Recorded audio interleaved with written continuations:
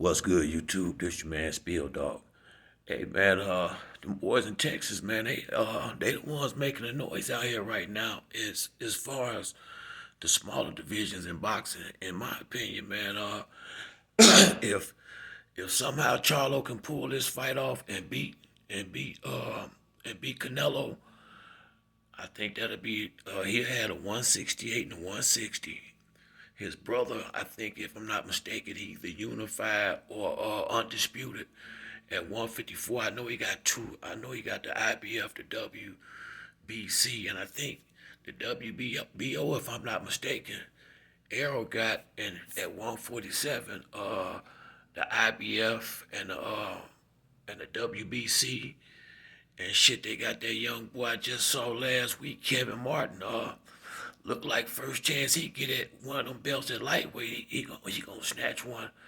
And if I'm not mistaken, I think the boy Virgil Ortiz from Texas. Correct me if I'm wrong. But shit, man, them guys collected they collected a lot of belts down there, man. They making big moves down there in Texas. I mean, I mean, motherfuckers can't say they not. And I never really thought about Texas as a big, boxing hotbed. I know George Foreman came from there, and a few other people. What was the boy? It was a boy that fought at I think like 135 and 140. A Mexican kid. He was real good. I think he went to law school or something like that too. I think he was. He might have been. I cannot remember that boy name, but he was. I think he won a title. At one point. Then at one point, the boy Kirkland, he was doing something. But for a while, I don't, not that I knew of. I didn't know of his a whole lot of real, top talent in the boxing. Coming out of Texas, especially not brothers anyway. I put it like that because they've always had quite a couple of good Mexican fighters coming out of there from time to time. But I had never really heard about no brothers outside that I know of outside of Foreman. And if I correct me if I'm wrong on this, I think Terry Norris might have been from there. I don't know, but shit, right now, man, they collecting belts like it ain't nothing to it down there. And at first, when Charlo was saying he had to think about the fight with Canelo, I thought maybe he was finna backpedal because I knew they wasn't gonna fight at 160. That's was the biggest thing. I knew that Canelo ain't never gonna give you what you want.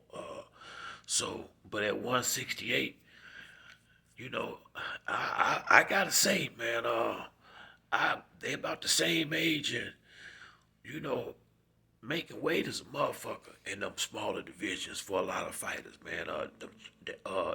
This particular Charlo, he a big dude, man. He really is. He a big boy, and I had always, I was wondering, was he struggling to make weight at 160 because he's so motherfucking big? Like after the weigh-in, he blows up before. I mean, I'm not saying nothing unusual, but he be looking a lot bigger to me when it's time for him to get in the ring. So I don't know. Shit, he may be a lot better. He might even be better at 160. I'm sure he'll be a lot stronger. You know, but I think for him this fight, he gonna have to work on speed and trying to keep Canelo off him if he can. I mean that's gonna be a hard task, but he got the height and he got the reach. I think that would be his best chances. That best that'd be the best way for him to go about trying to beat Canelo. I think I know damn well he know better than try to go in there and go toe to toe with him. Canelo has been fighting big dudes and big punches a lot more than he has. So he gonna need to be, Charlo need to be careful them first 3 or 4 rounds and not let Canelo set no traps for him and fall in no trap, trying to